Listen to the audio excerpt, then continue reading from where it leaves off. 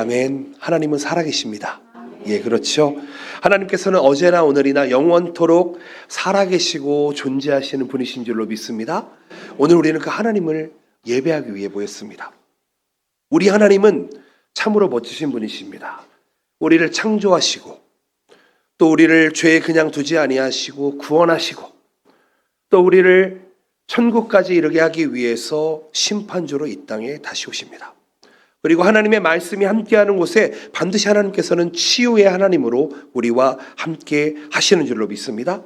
저는 오늘 예배, 이 한 번의 예배를 통해서 하나님의 놀라우신 일하심, 역사를 우리 모든 성도님들이 경험할 수 있으시기를 예수님의 이름으로 축복드립니다. 여러분, 인간은요, 태어나면서부터 어느 시점까지는 부모님 그리고 보호자들의 그늘 아래에서 주어지는 하루하루를 살아가게 됩니다.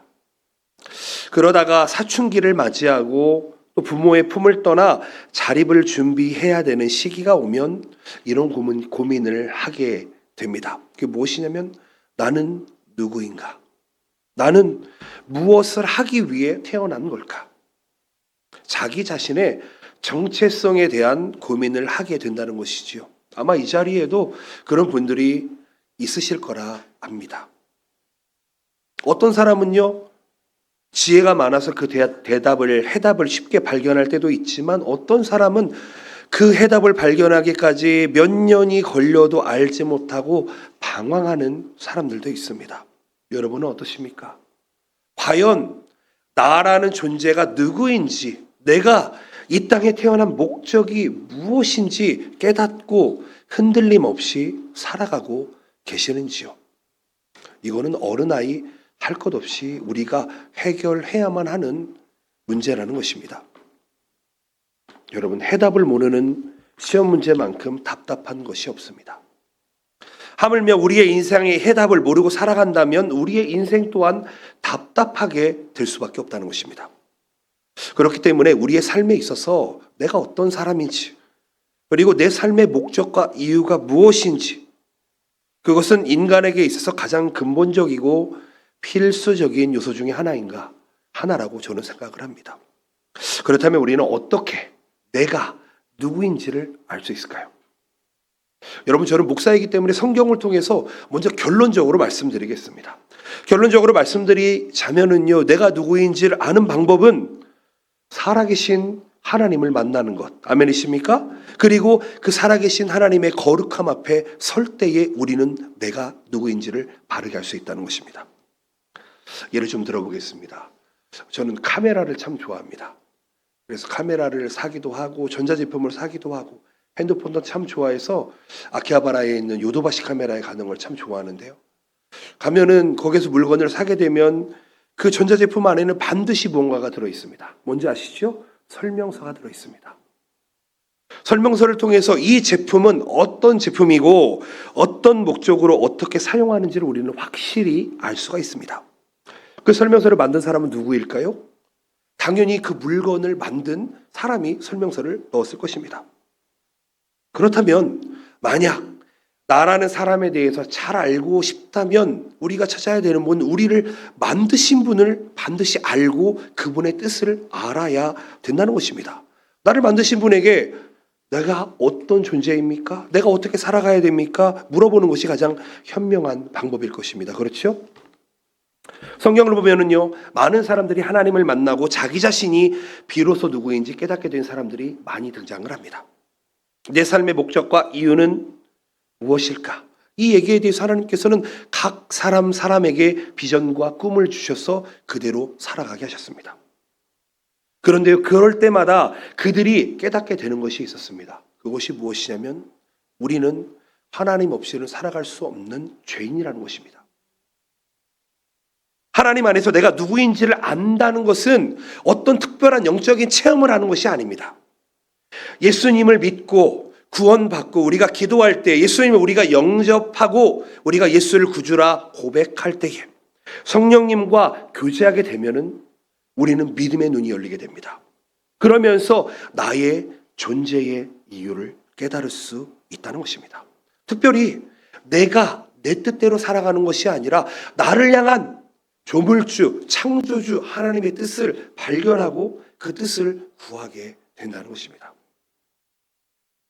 이런 것처럼 하나님과의 관계를 바르게 갖지 못한 채로 꼭 교회를 다니게 된다고 하면은요, 어떻게 보면 그것은 문제의 원인이 될 때가 있을 수도 있습니다. 하나님께서 우리에게 주신 사명이라는 확신이 없이 그냥 내 열정으로만 봉사하게 된다면 어떤 때는요, 사람들의 말 한마디에 쉽게 우리의 마음을 빼앗겨버릴 때가 있습니다. 상해버릴 때가 있습니다. 시험이 들었다라고 이야기할 때가 있습니다. 여러분, 하나님께서 우리를 구원하시고 불러주시고 교회로 인도해 주셨는데, 교회를 섬기기 위해 보내주셨는데, 귀한 직분을 주셨는데 사람들의 한마디 때문에 내 이 마음을 빼앗겨버린다면 그것보다 허무한 일이 없을 것입니다. 여러분, 우리가 이 자리에 모여 예배하는 것 하나님께서 불러주신 줄로 믿습니다. 귀한 직분을 주신 것, 헌신할 수 있는 자리를 주신 것도 하나님께서 주신 은혜임을 믿습니다. 그 확실한 믿음이 있어야지만 우리는 바르게 예배할 수 있다는 것입니다. 여러분, 하나님과 인격적으로 1대1로 관계하지 못하는 사람은요, 기도로 하나님께 묻고 나아가기보다는 인간적인 방법, 내 경험, 내 생각, 내가 지금까지 살아왔던 방법으로 살아가게 됩니다. 그거 누구나 그럴 것입니다. 우리들 가운데에는 그런 분들이 한 명도 없을 거라고 믿고 있습니다. 아멘이십니까? 교회에 오시는 모든 분들 중에 어떤 분들은요, 하나님과의 만남보다 어떤 이 자신의 마음의 안정을 취하기 위해, 어떤 신을 찾기 위해 오시는 분들도 있다는 통계가 있습니다. 또한은 예전과는 다르게 요즘 목사님들은요, 외치고 호소하고 이렇게 야단치는 설교를 잘 안 한다고 합니다. 왜냐하면은요, 성도님들이 이 듣기에 이 심기를 거스리고 불편해하는 설교를 하게 되면 이 교회가 부흥하지 못하기 때문입니다. 지금은요, 사실 지극히 인간적이고 이 리베랄한 설교가 상식적인 설교, 그 상식을 벗어나지 않는 설교가 고상하다라고 인정받는 시대라고 합니다. 연륜이 오래된 성도일수록 더 예수님을 닮아서 더 인격이 깊어져야 함에도 불구하고 그리스도인인 척, 신앙인인 척 연기만 늘어나게 됩니다. 여러분, 저는 목사라는 직분을 가지고 있습니다. 그렇기 때문에 누구보다도 위선적으로 살아갈 가능성이 무진장 높은 자리에 있습니다. 저는 바라옵고나옵기는 혹시 오늘 이 자리에 이 위선에 빠질 만한 분이 계시다면요, 오늘 저와 함께 이 시간에 하나님의 말씀을 통해서 새로워질 수 있으시기를 예수님의 이름으로 축복드립니다. 아멘. 아직도 하나님과의 관계가, 인격적인 교제가 회복되지 않은 분들이 계시다면 이 시간에 말씀을 통해서 여러분의 마음의 문을 여시고 하나님을 만날 수 있으시기를 축복드립니다. 오늘은요, 지난주 말씀에 이어서 느헤미야 3장을 가지고 말씀을 전하기를 원합니다. 간단하게 정리하면 이렇습니다. 이스라엘 백성들이 우상 숭배함으로 이 이방 땅으로 유배를 가게 됩니다. 그쪽으로 끌려가게 됩니다. 그리고 그 땅에서 자란 느헤미야라고 하는 사람이 그 당시에 페르시아라는 강대국의 고위공직에 올랐지만 고향을 생각하면 눈물이 날 수밖에 없습니다. 민족의 안타까운 현실 속에서 아파하고 하나님 앞에서 엎드려 신음하다가 사명을 발견하게 되었습니다.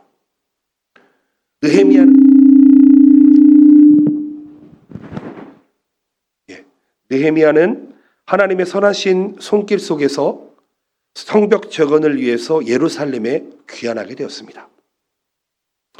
예루살렘의 성벽은 무너졌고요, 성문들은 모두 불타버렸고, 이 폐허가 된 도시는 나귀 한 마리도 제대로 다니기 힘들 정도의 그런 폐허가 되어버렸습니다.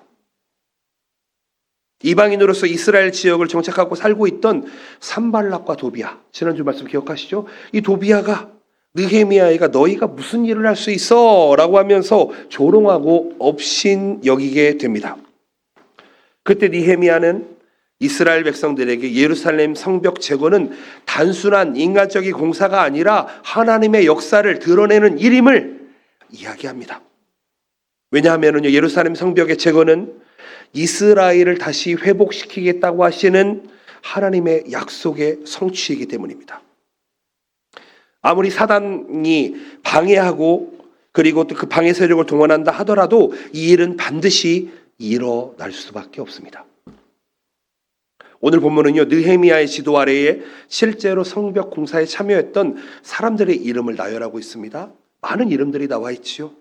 또 성벽과 성문의 위치, 그 명칭을 비롯해서 공사 내용에 대해서 상세하게 기록하고 있습니다. 무려 이름이 75명이나 되는 사람들의 이름, 그리고 그들의 서로 다른 직업이 기록되어 있다는 것입니다. 성벽 재건을 위해서 다양한 분야의 사람들이 한 마음으로 헌신했다는 것이지요.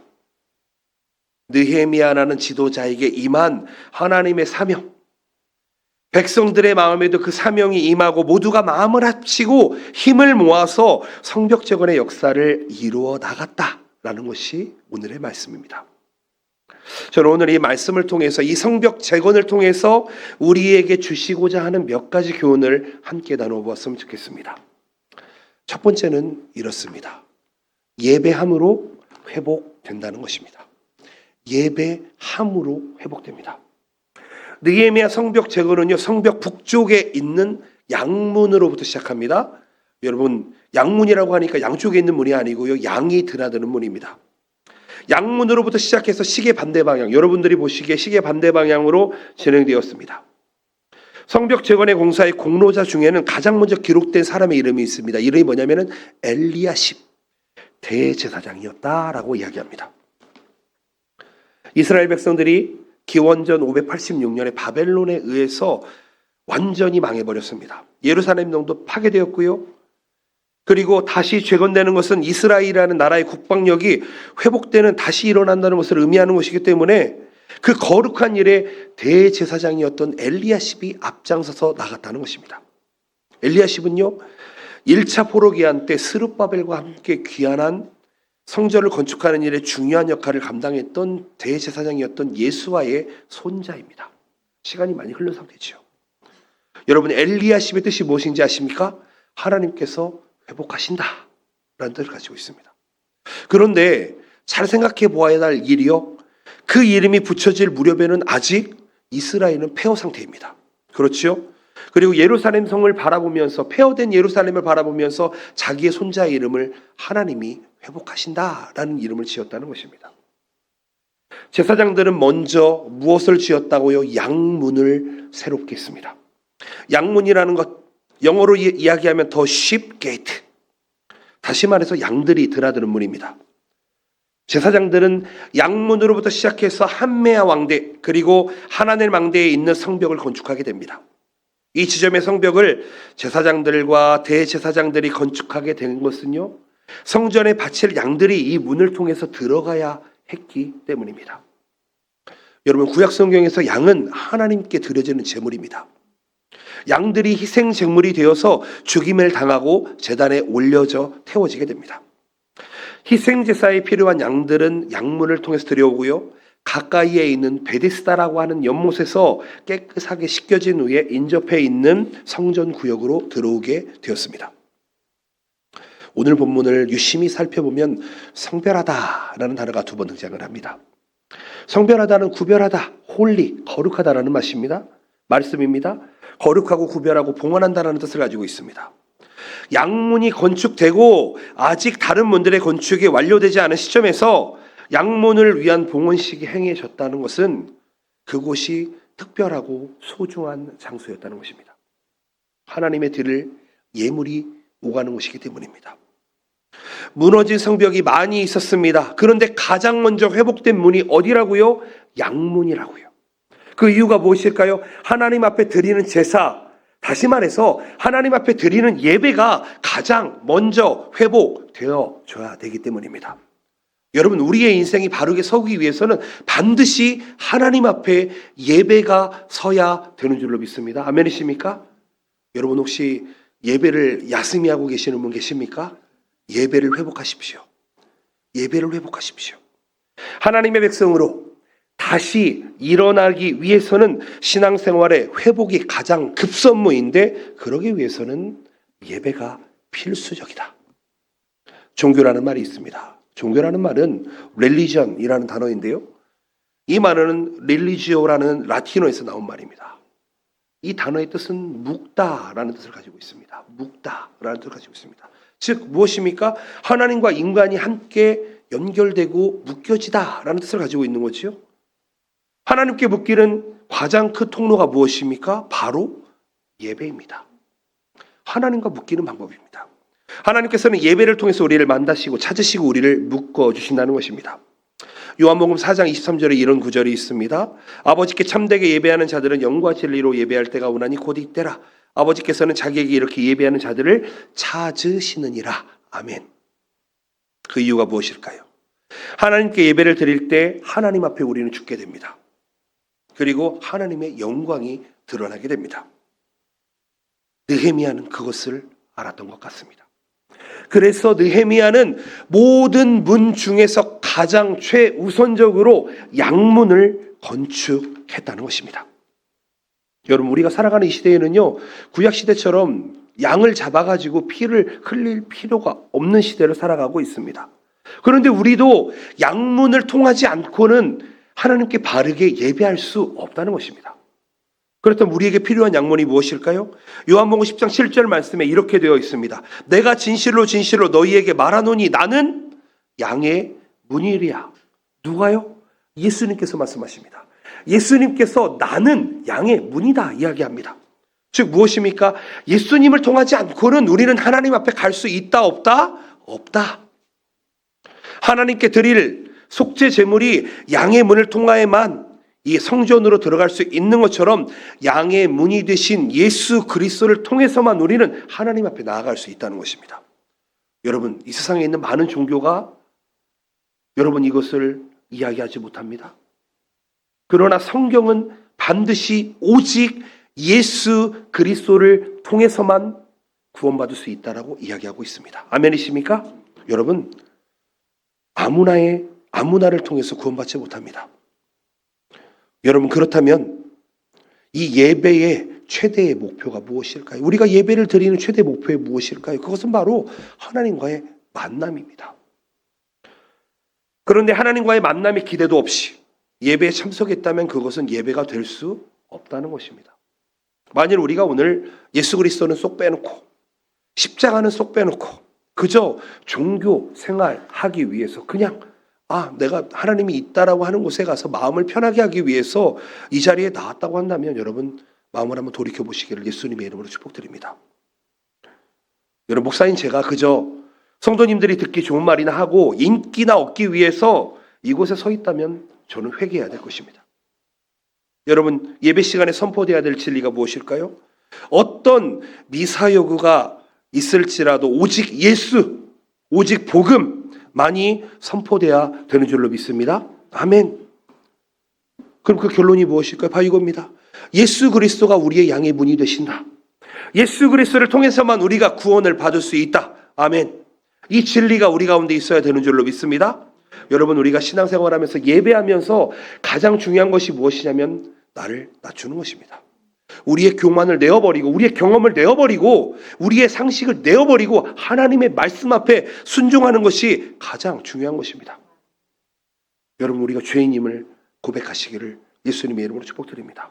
내 입술, 내 생각, 내 행실 그 어느 것 하나도 하나님의 말씀대로 순종할 수 없는 우리는 완벽한 죄인입니다. 우리는 예수 그리스도의 피가 없이는 우리는 결코 이 자리에서 하나님을 예배할 수가 없습니다. 이 사실을 고백하면서 하나님 앞에 나아갈 수 있는 주님의 거룩하신 이름을 찬양하면서 주님과 교제할 수 있는 예수 그리스도의 피를 통해서 우리가 의라고 하는 옷을 입었음을 기억하시는 여러분들 되시기를 예수님의 이름으로 축복드립니다. 사랑하는 성도 여러분, 우리 삶에 문제가 있지요? 우리 삶에 문제가 있습니다. 젊을 때는 젊은이의 문제가 있고요. 나이를 먹게 되면 또 그 나이를 먹은 만큼의 문제가 우리 주변에는 언제나 있습니다. 그런데 우리 삶에 문제가 있다면 그 실마리를 예배로부터 찾으시기를 예수님의 이름으로 축복드립니다. 오직 예수님 말이 우리의 길 되시고 생명 되시고 진리 되시기 때문입니다. 양의 문이 되신 예수님을 통해서 하나님 앞에 영과 진리로 예배하심으로 하나님과의 관계를 바르게 하시기를 축복드립니다. 우리의 삶이 무너져 있다면 그것을 회복하기 위한 가장 큰 첫걸음은 예배의 회복임을 기억하시기를 축복드립니다. 하나님의 백성 이스라엘의 온전한 회복은 양문을 새롭게 하는 것으로부터 시작되었습니다. 우리의 삶의 모든 문제의 해답도 하나님께 있는데 잃어버렸던 예배의 감격과 은혜를 회복하고 예배를 통해서 주시는 하나님의 놀라우신 성전으로부터 흘러나는 그 생수, 마르지 않는 생수가 우리의 심령 속에 흘러 넘칠 때 우리의 무너져 있는 예루살렘이 회복된 것처럼 우리의 영혼이 회복되는 줄로 믿습니다. 아멘. 여러분, 예배의 목숨 모시기를 축복드립니다. 자, 두 번째로 생각해 볼 수 있는 것은 이것입니다. 모두 힘을 합쳐 선을 이루어 나갑시다 라는 것입니다. 하나님의 역사는 협력, 성경에서는 합력이라는 단어를 사용합니다. 오늘 본문 3장 8절 말씀을 보시면 이렇게 되어 있습니다. 그 다음은 금장색 할헤야의 아들 우시엘 등이 중수하였고 그 다음은 향품 장사 하나냐 등이 중수하되 그들이 예루살렘의 넓은 성벽까지 하였고, 느헤미야 3장을 보시면은 그 다음은 이렇게 되어 있습니다. 여러분, 이것은 건축의 순서를 이야기하는 것이 아닙니다. 성벽을 따라 걸어가듯이 각각의 공사팀을 소개하고 있습니다. 기록을 읽어가다 보면은요, 성벽을 둘러싸고 땀을 흘리며 열심히 건축에 매진하는 이스라엘 백성들의 모습이 그대로 그려져 있습니다. 저는 이번 한 주간 영어 캠프가 있었는데요. 영어 캠프에서 이 자리에서 섬겨주신 분, 저 자리에서 섬겨주신 분, 그 자리에서 섬겨주신 분들이 제 머릿속에 아직도 남아 있습니다. 여러분, 느헤미야가 그랬던 것 같습니다. 바쁜 공사 현장에서 다양한 계층의 사람들이 하나라는 성벽에 하나의 성벽을 완성하기 위해서 협력하고 합력했다는 것입니다. 제사장, 관리, 그리고 또 레위인, 부유한 자, 가난한 자, 남자, 여자 모두가 함께 작업했고요. 직업별로 보면은 금속 가공업을 가진 사람들, 무역, 노예, 어부, 세리, 다양한 직업 계층, 다양한 성격의 소유자들이 함께 모였다는 것입니다. 그런데 10절에 보면은요, 재미있는 흥미있는 묘사가 나타나 있습니다. 그 다음은 하루마베 아들 여다야가 자기 집과 마주대한 곳을 중수하였고 그 다음은 아삽느야의 아들 핫두스가 중수하였고, 하루마베 아들 여다라는 사람이요, 자기 집과 마주한 부분을 담당했다라고 나옵니다. 23절, 29절에도 똑같이 나오는데요, 집과 마주한 부분을 건축한 내용이 나와 있습니다. 예루살렘 성벽의 두께가, 이 둘레가 약 4km 정도라고 합니다. 둘레가 4km예요. 그 중에 자기 집과 마주한 부분은 길어야 한 10여 미터 정도 될 것 같습니다. 큰 부분은 아니었을 것이지만, 그러나 비록 작은 부분이라 할지라도 담당한 부분의 성벽을 잘 세웠다는 것입니다. 느헤미야는 이들의 이름을 공사자의 명단에 빠짐없이 기록하고 있습니다. 우리 연신도 인간이 보기에 작아 보여도 하나님께서는 반드시 기억해 주시는 줄로 믿습니다. 오늘 본문 속에서 더욱 주목해야 될 부분이 12절인데요. 12절이 이렇게 되어 있습니다. 그 다음은 예루살렘 지방 절반을 다스리는 할로에스의 아들 살룸과 그의 딸들이 중수하였고, 이렇게 되어 있습니다. 예루살렘의 절반을 다스리는 권력자의 아들이 자신의 딸들을 동원해서 하나님의 일에 참여했다는 사실이 기록되어 있다는 것입니다. 여러분, 사실 지금이야 이 여성의 권위가 많이 신장되었지만 사실 이때는 벌써 몇 년입니까? 3000년 전입니다. 거의 2500년 전이라는 것입니다. 이 당시에 여성들은 공식적인 활동을 할 수도 없었을 뿐더러 참여하지 못하는 것이 현실이었습니다. 여러분, 여자들이 공식적인 문서에 들어간다라고 하는 것도 사실은 기적과 가까운 일입니다. 비록 이름까지는 기록하지 않았지만 딸들이 중수하였다라는 이 기록을 보게 되면 남자들만큼이나 이 딸들이 중요한 역할을 담당했을 것입니다. 이렇게 하나님이 세우신 거룩한 이스라엘의 회복을 위해서 사회적인 통념을 넘어서고 모두가 하나 되어서 합력해서 선을 이루어 나가고 있다는 것입니다. 느헤미야 3장에는요, 특별한 수식어가 붙은 사람의 이름이 등장을 합니다. 20절 말씀인데요, 그 다음은 삽배의 아들 바룩이 한 부분을 힘써 중수하여 성 구비에서부터 대제사장 엘리야십의 집의 문 앞에 이르렀고. 여러분, 많은 일꾼들 가운데 유일하게 뭐라고 써 있냐면 힘써 이랬다라고 이야기합니다. 이 바룩에게 이 단어가 들어가 있는 것을 볼 때에 이 바룩이라는 사람은 누구보다 열심히 건축에 임했던 사람일 것입니다. 성벽 건축에 임했던 자들이 돈을 받고 일을 쓸 리는 없습니다.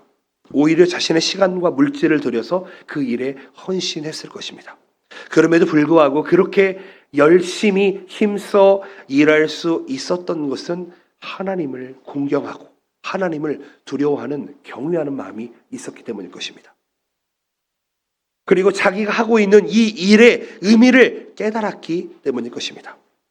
그런데요, 너무나도 안타깝게도 이와는 대조적으로 보이는 모습이 5절에 등장을 하고 있습니다. 이렇게 이야기합니다. 그 다음은 드고아 사람들이 중수하였으나 그 귀족들은 그들의 주인들의 공사를 분담하지 아니하였으되. 즉 드고아 사람들이 건축에 참여했는데 그 중에 일부의 부유층의 사람들은 이 중앙본부의 지시를 따르지 않고 뻣뻣하게 굴면서 협력하지 않았던 것 같습니다. 제사장도 권력자도 여자도 모두가 한 마음으로 애쓰는 가운데 협조하지 않았던 이 기록, 참 안타깝게도 지금 2000년이 지난 2500년이 지난 지금도 영원히 성경 속에 박제되어 있습니다. 이들의 이름이 구체적으로 언급되지 않았습니다. 그런데요, 우리는 이들이 누군지 모르지만 당시의 사람들은 이들이 누구인지 충분히 유추해 낼 수 있었다는 것입니다. 참으로 부끄러운 일이 아닐 수 없습니다. 그러나 이 일을 기록하고 있는 느헤미야의 심정은 아마도 그들에게 수치를 안겨주려는 것보다는 그들의 영적인 상태를 드러내고 그들을 위해 기도해 주기를 바란 것이 아닐까, 이런 생각을 해보게 됩니다. 여러분, 리더의 자리에 한번 서보시기를 바랍니다. 그러면은요, 주변에 있는 사람들의 마음을 헤아려야 할 때가 있습니다. 헤아려야 할 때가 있습니다. 영적인 상태가 아직 자라지 않았다면 자라날 수 있도록 기도해야 될 때가 있다는 것입니다. 하나님의 은혜로 황폐한 땅에서 풍족한 생활을 누리면서도 감사를 잊어버린 그들의 모습이 사실은 안타깝기만 합니다. 사랑하는 성도 여러분, 오늘 성경은 우리에게 무엇을 이야기합니까? 하나님의 역사는 합력해서 선을 이루어 나간다는 것을 이야기하고 있습니다. 오늘날 주님의 교회에 다양한 신분과 직업과 은사를 가진 서로 다른 사람들이 모여 있는 것은 차별하기 위해서가 아닙니다. 다름을 증명하기 위해서도 아닙니다. 파벌을 형성하기 위해서도 아닙니다. 각자 알맞은 곳에서 하나님의 선한 도구로 쓰여지기 위해서인 줄로 믿습니다. 아멘이십니까? 여러분, 이런 얘기가 있습니다. 숟가락을 잘 푸는 사람은 숟가락 관련된 일을 하면 되고요, 삽을 잘 푸는 사람은 삽질을 하면 됩니다. 곡괭이를 잘 다루시면 곡괭이를 쓰시면 되고, 소총을 잘 들으시면 소총을 잘 쓰시면 되고, 대포를 잘 다루시면 대포를 쏘시면 됩니다. 아, 저게 좋아 보이니까 내가 저걸 해야 돼. 여러분, 그렇지 않습니다. 하나님께서 우리가 예수 그리스도를 믿는 그 순간 우리에게 영적인 은사를 반드시 주셨습니다. 그것을 깨달으시고 그 자리에서 기쁨으로 헌신하시기를 예수님의 이름으로 축복드립니다. 여러분, 로마서 12장 5절 말씀에 이런 말씀이 있습니다. 이와 같이 우리 많은 사람이 그리스도 안에서 한 몸이 되어 서로 지체가 되었느니라. 아멘. 여러분, 여기에 약 한 70여 분이 모여 계신 것 같은데요, 우리 많은 사람들이 그리스도 안에서 어떻게 됐다고요? 한 지체가 되었다고 이야기합니다. 교회의 머리는 예수 그리스도십니다. 아멘이십니다. 아멘이십니까? 여러분, 교회의 머리는요, 사람이 아니에요. 교회의 머리는 예수님이십니다. 예수님은 우리 하나님이십니다. 우리는 한 몸의 부분들로서 모두가 다른 모습으로 주어진 사명을 감당해 나갈 때에, 그렇기 때문에 우리는 서로 비교할 필요가 없습니다. 경쟁할 필요도 없습니다. 주님의 일은 혼자 할 수 없습니다. 모두 힘을 모아서 주님의 역사를 이루어 나가시기를 축복드립니다. 여러분, 일을 목사 혼자 할 수 없습니다. 저 이번 주 정말 많이 듣겠습니다. 아, 옆에서 이렇게 많은 사람들이 띄워주는구나, 함께 해주는구나, 너무 감사하고 감동하고 있습니다. 그런데요, 안타깝게도 간혹 수고는 하지 않으면서 유익만 얻으려는 사람들이 있습니다. 다 된 밥에 숟가락을 얹으려는 사람들이 있을 수도 있습니다. 수고가 힘들기 때문에 그럴 수도 있습니다. 그런데요, 어떤 사람은 교회 안에서 갈등을 피하기 위해서 그 일을 안 하는 사람도 있을지도 모르겠습니다. 참 교회에서 신앙생활을 하다 보면 여러 곳에서 생각지도 않은 곳에서 참 부딪히는 일들이 생기기 때문입니다. 어떤 때는 억울한 오해에 휘말리기도 합니다. 그렇게 생각해 보면 신앙생활을 그냥 혼자만 쏙 빠져서 하면 편하게 할지는 모르겠습니다. 시끄러운 소리 안 듣고 눈꼴 사나운 것 안 보고 간섭도 안 당하니까, 안 하니까. 그런데요, 그곳에는요, 영적인 성장도 없다는 것을 우리가 기억해야만 합니다. 물론 우리가 감당하기 없는 시련이 올 때에 하나님께서는 반드시 우리에게 피할 길도 주신다고 약속해 주셨습니다. 그러나 기도해 보지도 않고 모든 일에 그냥 내 생각대로 안 해, 못해. 그렇다면 우리가 누릴 수 있는 영적인 축복의 기회도 사라져버린다는 것을 기억하셨으면 좋겠습니다. 저는 23살 때까지 많이 방황하며 살았습니다. 제 과거 사진을 보면 참 부끄러울 정도로 정말 많이 방황하며 살았습니다. 근데요, 군대를 갔다 오고 23살에 신앙생활을 하면서 교회에서 성경 공부를 하면서 깨달은 것이 있습니다. 하나님의 말씀에는 아멘 해야 되는 거구나. 그런데요, 정말 신기한 것은 그때 이후로 저는 지금까지 엄청나게 성장했습니다. 제가 하지 못하는 것들을 다 하게 되었습니다. 저는 신앙생활은요, 딱 하나로 귀결된다고 생각합니다. 아멘 하십시오. 다 할 수 있습니다. 다 할 수 있습니다. 하나님께는 능치 못함이 없습니다. 내게 능력 주시는 자 안에서 우리가 모든 것을 할 수 있는 것은 우리가 하나님의 말씀에 아멘 할 때에 가능하다는 것을 기억하셨으면 좋겠습니다. 저는요, 최근에 많은 도전을 받고 있습니다. 공부해야 되는구나. 더 공부하려고 노력하고 있습니다. 그리고 그러게요. 나중에 기회가 되면은 이런 자리를 통해서 하나님께서 이렇게 인도해 주셨다라고 그렇게 간증할 수 있는 시간이 되었으면 좋겠습니다. 여러분, 교회는요, 세상과 다릅니다. 사회 조직과 다릅니다. 그런데 세상 사람들이 교회에 들어와서 세상의 것들과 교회의 것들을 섞어버립니다. 그러니까 세상도 안 그러는데 교회도 그런다라고 얘기하는 말이 나옵니다. 여러분, 근데 우리가 기억해야 되는 것이 무엇이냐면 교회는 이익을 추구하는 집단이 아닙니다. 아멘이십니까? 교회는 돈을 버는 장소가 아니에요. 여러분, 지난주에 영어 캠프가 있었는데 오히려 돈을 쓰고 했습니다. 여러분, 우리는 유익을 내는 장소가 아니라는 것이에요. 한 사람 한 사람의 아픔이 모두의 아픔이 되는, 우리는 하나라는, 우리의 머리 되시는 예수 그리스도, 우리는 그 지체라는 것을 깨닫게 된다면 여러분, 우리는 이렇게 신앙생활할 수 없다는 것입니다. 때로는요, 뜻이 맞지 않는다고 해서 갈라서 버린다면요, 그것은 교회가 불구가 되어버리는 길임을 기억하셨으면 좋겠습니다. 여러분, 그렇게 생각하시면 안 됩니다. 교회가 그 깊은 상처 가운데 있으면 여러분, 예수님의 마음을 아프게 한다는 것을 기억하셔야 됩니다. 말씀을 맺었으면 좋겠습니다. 사랑하는 성도 여러분, 우리의 삶을 한번 뒤돌아보시기 바랍니다. 이스라엘의 고향 이 예루살렘이 폐허가 되어 있는데요, 사실은 우리의 과거도 이와 다르지 않았습니다. 예수 그리스도를 만나기 전에 우리의 상태가 바로 이런 폐허의 상태였다는 것이죠. 그렇다면 우리가 제일 먼저 해야 될 일이 무엇입니까? 바로 양의 문, 예배를 회복해야 되는 줄로 믿습니다. 영과 진리로 드려진다는 예배는 말씀의 진리 위에 서서 성령 하나님의 인도하심을 따라 예배 드리는 것입니다. 내 뜻과 내 경험과 내 계획과 나의 모든 이성과 지식과 지혜를 가지고 드리는 것이 아닙니다. 여러분, 이 예배는 양의 문이 되시는 예수 그리스도의 십자가의 공로 없이는 드려질 수 없음을 기억하시길 바랍니다. 여러분, 매너리즘에서 벗어나셔야 됩니다. 주님이 찾으시는 그 한 사람의 예배자가 되기 위해서는 여러분 결단하시고 결의하셔야 됩니다.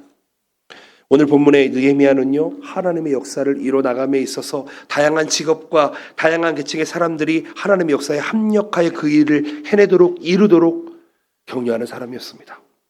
느헤미야의 마음에 맞을 만한 이 사람들만 골라서 일하지 않았습니다. 때로는 미숙해 보여도 방법이 달라도 성격이 달라도 주님 안에서 하나의 이스라엘 공동체의 모습을 회복하기 위해서 모두가 힘을 합쳤다는 것입니다. 사실 제가 올해 들어서 가장 많이 한 설교의 내용이 이거 같습니다. 합심하여 손을 이루어 나가는 것, 하나 되는 것.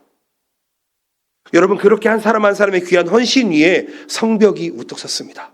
저는 바라고나웃기는 우리 10월 5일, 6일에 100주년 행사가 있습니다.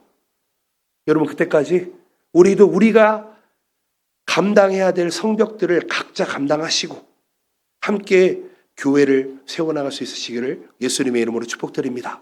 또 우리 가정을 세워나갈 수 있으시기를 축복드립니다. 우리는 주님 안에서 한 몸임을 기억하시고요. 각자의 자리에서 힘써 열심을 품고 사명을 잘 감당하시기를 예수님의 이름으로 축복드립니다. 하나님께서 우리의 이름을요, 하늘나라에 영원히 지워지지 않을 하나님의 영광 가운데 새겨주심을 기억하시고, 여러분 예배하고 합력하는 일에 쓰임받는 여러분 되시기를, 그러면 하나님께서 그 자리에 반드시 역사하시고 일하심을 믿고 나가시는 여러분 되시기를 축복드립니다. 아멘. 기도하시겠습니다.